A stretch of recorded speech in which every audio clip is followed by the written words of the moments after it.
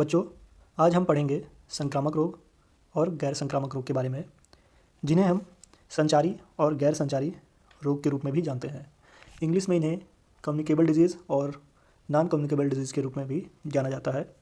तो एग्ज़ाम की दृष्टि से ये आपका बहुत ही इम्पोर्टेंट टॉपिक है, क्योंकि हम आज तक जितना भी पढ़े हैं इसके सिलेबस में हम देखते आए हैं कि पूरा सिलेबस संक्रामक रोग और गैर संक्रामक रोगों के इर्द गिर्द ही घूमता हुआ नज़र आ रहा है। ठीक, जैसे कि आपका जो पोस्ट है STS का, वो भी संक्रामक रोग से संबंधित ही कार्य करता है। ठीक, तो चलिए देर न करते हुए डिटेल में संक्रामक रोग और गैर संक्रामक रोगों के बारे में जानते हैं। इनसे होने वाले बीमारियों के बारे में भी पढ़ेंगे आज हम। तो ठीक है बच्चों, शुरू करते हैं। क्या होता है संक्रामक रोग, जिसे हम संचारी रोगों के रूप में भी जानते हैं?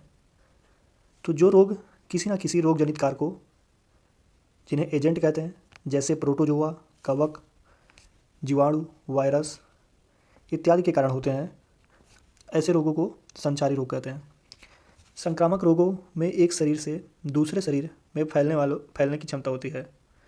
मलेरिया, टाइफाइड, चेचक, इन्फ्लुएंजा इत्यादि संक्रामक रोगों के ही उदाहरण हैं। आगे देखेंगे संक्रामक रोगों के कारक और कारकों से होने वाली बीमारियों के बारे में। तो जो इसका पहला कारक, जिसे एजेंट कहते हैं, वो है विषाणु।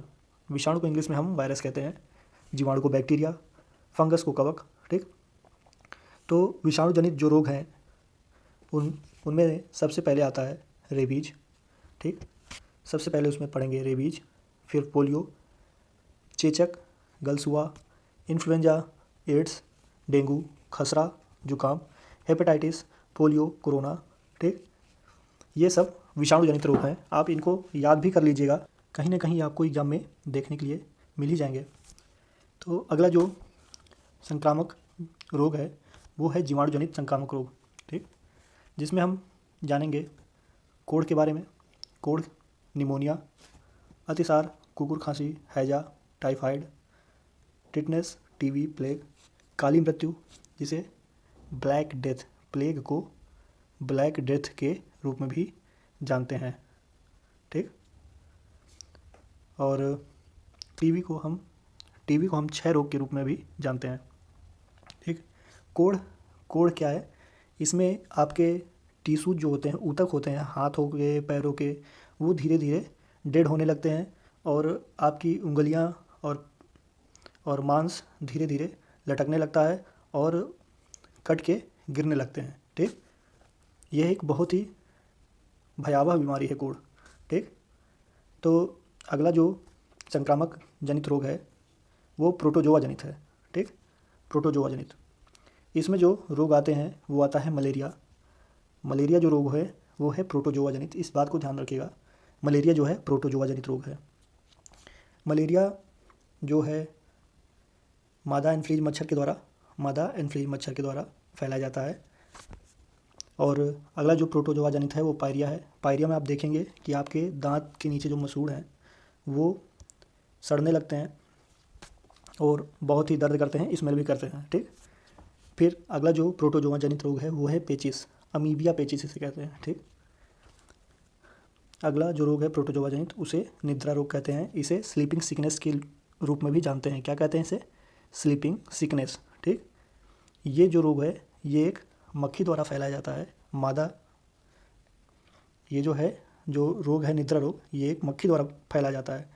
उस मक्खी का नाम जो है सीसी मक्खी है, ABCD वाला सीसी मक्खी। ठीक, इसको आप याद रखिएगा, ये भी एग्ज़ाम की दृष्टि से महत्वपूर्ण हो जाता है, क्योंकि आपके एग्ज़ाम में जो भी है सब रोगों के लिए चलाए गए प्रोग्राम, उसके लिए गांव में जो सामुदायिक केंद्र खोले गए हैं, ठीक, सब सेंटर खोले गए हैं, इसी के बारे में आपके सिलेबस में पूरी तरह से पढ़ाया जा रहा है और दिया भी गया है यही सिलेबस में। तो बच्चों आगे देखेंगे, जो नेक्स्ट प्रोटोजोआ जनित रोग है वो है कालाजार।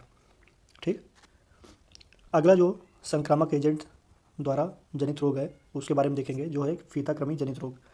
इसमें जो एक महत्वपूर्ण रोग आता है वो है लिम्फोटिक फाइलेरियासिस। ठीक, लिम्फोटिक फाइलेरियासिस में इसको हम गांव में देहात में हाथी पाँव के रूप में भी जानते हैं। ठीक, हाथी पाँव, जो कि क्यूलेक्स मच्छर एक होता है, क्यूलेक्स मच्छर। ठीक, इसके द्वारा ये फैलाया जाता है। क्यूलेक्स मच्छर याद कैसे करेंगे? हाथी पाँव और क्यूलेक्स, हाथी का जो पैर होता है उसका नीचे देखिएगा क्यू टाइप में कुछ ऐसे ऐसे ऐसे बना रहता है। ठीक, तो ये क्यू से ये क्यूलेक्स जो इसका वाहक है उसका नाम याद कर लेंगे। ठीक, तो बच्चों आगे देखते हैं।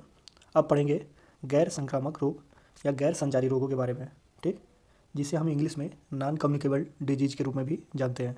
गैर संचारी रोग ऐसे दीर्घकालिक बीमारियां हैं जो एक व्यक्ति से दूसरे व्यक्ति में नहीं फैलती हैं। ठीक, या तो आप इन्हें कह सकते हैं कि ये एक व्यक्ति का दूसरे व्यक्ति से संपर्क में आने पर भी नहीं फैलती है। ठीक, और ये जो रोग है ये अनुवांशिकी भी नहीं होते हैं। ठीक, और किसी भी वाहक द्वारा एक से दूसरे में नहीं फैलते हैं। इनके जो एग्जाम्पल है, कैंसर है। कैंसर आप देखेंगे अगर किसी एक व्यक्ति के हैं तो दूसरे व्यक्ति को छूने से कैंसर नहीं फैलता है। मधुमेह रोग के बारे में देखेंगे, जो होता है जिसे हम शुगर कहते हैं। और ये जो रोग है ये इंसुलिन नामक हार्मोन की कमी की वजह से होता है। क्या होता है? इंसुलिन नामक हार्मोन की कमी की वजह से होता है। ये भी एक व्यक्ति से दूसरे व्यक्ति को छूने से नहीं फैलता है। ठीक, इसीलिए इसे गैर संक्रामक रोगों की श्रेणी में रखा गया है। अगला जो रोग है गैर संक्रामक रोगों में वो है हृदय रोग। ठीक, हृदय रोग में आप देख सकते हैं जैसे हार्ट अटैक हो गया। ठीक, हार्ट अटैक ये एक संक्रामक रोग नहीं है, ये गैर संक्रामक की श्रेणी में इसलिए आता है क्योंकि अगर किसी को हार्ट अटैक है तो दूसरे को वैसे छूने पे या संपर्क में आने पे ये नहीं फैलता। ठीक, हार्ट अटैक हो गया, हाई बीपी, लो बीपी, ठीक, ये सब गैर संक्रामक रोगों की श्रेणी में ही आते हैं। तो जैसा कि आपको ऊपर हमने बताया कि यह रोग आनुवंशिक रूप से भी प्रसारित नहीं होते हैं। मतलब अगर किसी के माता पिता को है तो ज़रूरी नहीं कि उनके लड़कों में भी ये रोग पाया जाए। ठीक, आगे देखेंगे हम। यह दो प्रकार से उत्पन्न होते हैं। जो गैर संक्रामक रोग हैं ये दो प्रकार से उत्पन्न हो सकते हैं। किसी पोषक तत्वों की कमी के कारण यह हो सकता है, या तो शरीर में कुपोषण से उत्पन्न होते हैं, या तो शरीर में किसी प्रकार का कुपोषण है तो उससे उत्पन्न हो गए, या तो पोषक तत्वों की कमी से, न्यूट्रिशन सही से न मिल पाने की वजह से भी ये उत्पन्न हो जाते हैं। ठीक, तो इनमें जो रोग होते हैं कुपोषण की वजह से और न्यूट्रिशंस न मिल पाने की वजह से, उनके नाम देखिए, स्कर्वी, ठीक, बेरी जो कि विटामिन बी, घेंगा रोग, ठीक, और रतौंधी रोग हो जाता है। ये सब विटामिन के देख रहे हैं ना, विटामिन की वजह से होते हैं, विटामिन की कमी से। गठिया रोग, तो ये सब गैर संचारी रोगों की श्रेणी में आते हैं। ठीक, तो बच्चों कैसा लगा वीडियो आपको? अगर वीडियो अच्छा लगा हो तो वीडियो को लाइक करें, वीडियो को शेयर करें तथा चैनल से जुड़े रहने के लिए चैनल को सब्सक्राइब कर लें। धन्यवाद।